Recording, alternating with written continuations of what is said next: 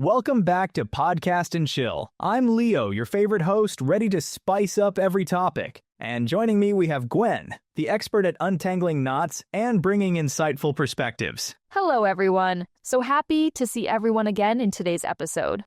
Oh, Gwen, today I have a cool story to share with you. I have a friend named Carlos. He's Spanish and he's learning English. He's also traveled to many famous places in the U.S. Ah, that's great. So, what happened next? The special thing is, even though his English is just basic and his vocabulary isn't huge, he communicates really fluently. Ooh, so you're wondering, why can some people, even with low-level English and limited vocabulary, still communicate so well, right? Exactly. I feel like my English is pretty good already, but my communication still doesn't feel effective. Well, actually, it's not that hard. You can totally do what they do. Maybe you just haven't found the right learning method for you yet. Aha! Sounds like this is the hot topic for today's podcast. That's right. In today's episode, we will talk about why people with low-level English and limited vocabulary can still communicate well. And there will be strategies to improve English speaking skills too, right? Of course, Leo. We have 4 strategies to apply. Great. Let's start right away. I can't wait.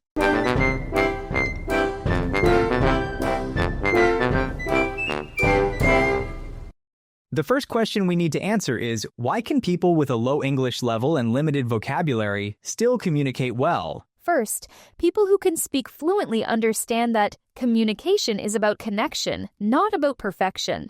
Connection? What do you mean? I thought you had to speak with perfect grammar and correct vocabulary for people to understand. Not really, Leo. Communication is actually about making others understand what you mean. Sometimes you might say something wrong.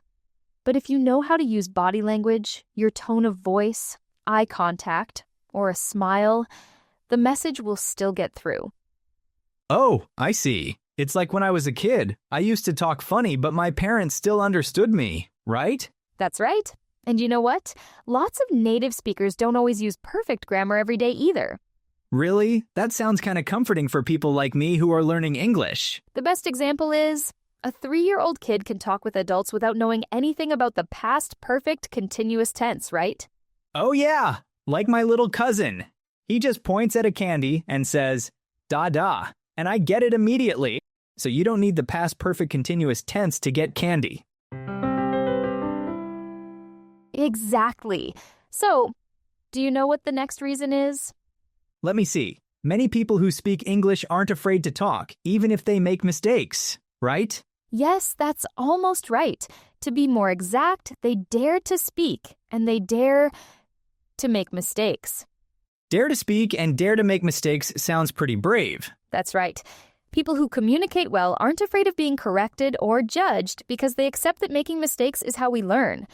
Oh, you mean just speak. If you make a mistake, it will be corrected, and next time you'll speak better. Exactly.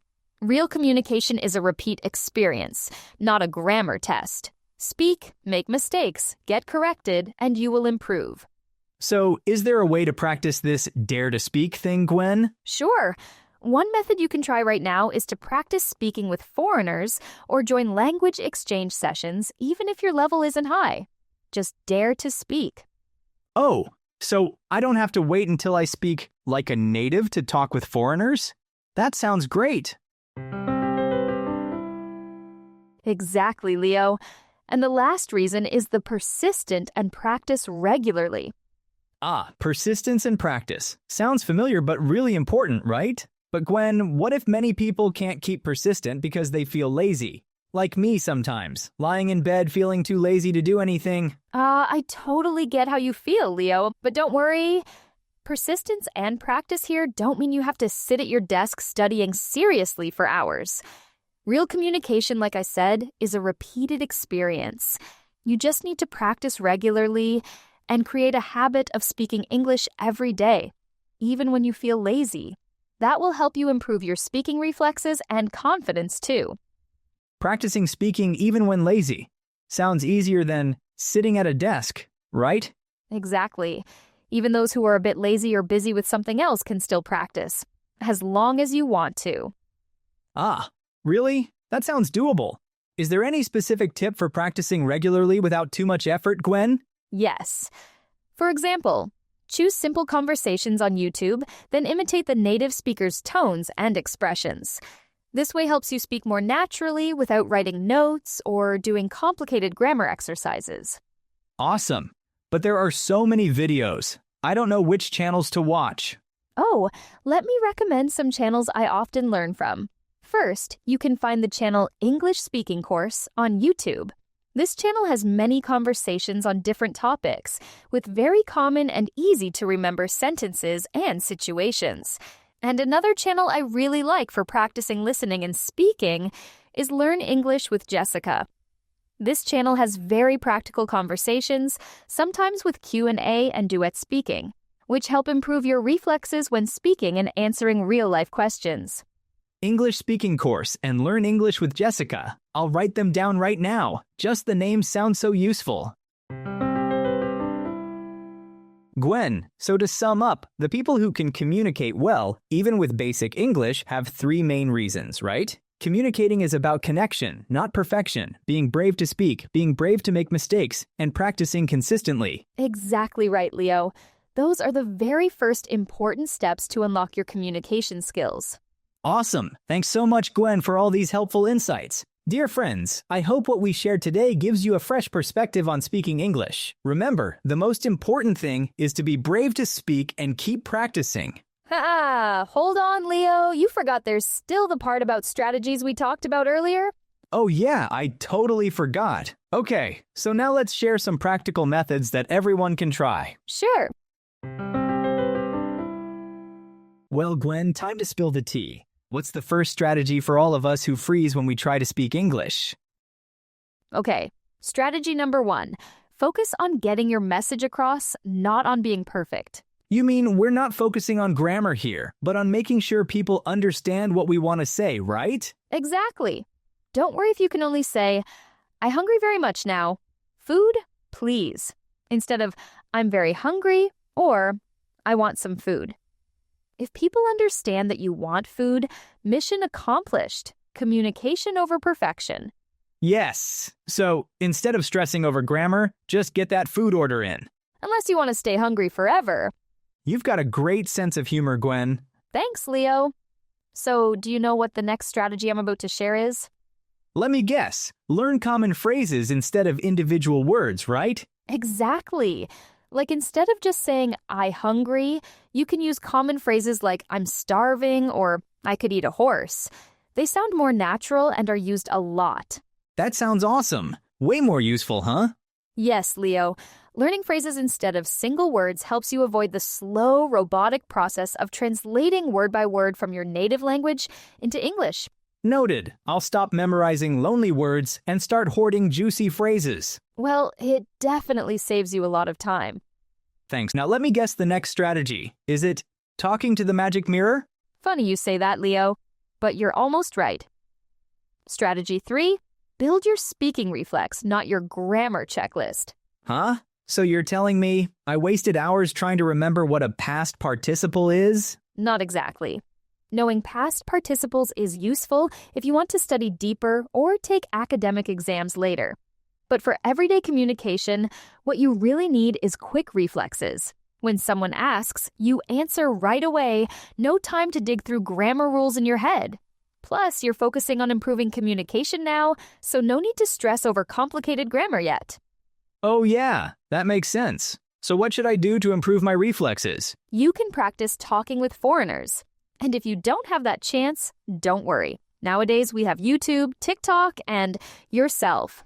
Watch TikTok videos where native speakers talk, or videos practicing speaking on topics you like. Look for TikTok channels with speaking duets or English speaking practice videos on your favorite topics. Also, a simple but effective way is talking to yourself in the mirror. So that's why my talking to the magic mirror idea was almost right. You got me. But if the mirror could actually talk back to me, I'd be a little scared. Haha, don't give the audience goosebumps, Leo. So what's the last strategy you recommend? The last one, I call it, when in doubt, describe it. That means if I don't know the word for something in English, I just describe it, right? Exactly, Leo. You can describe, It's features like the size, its color, shape, material.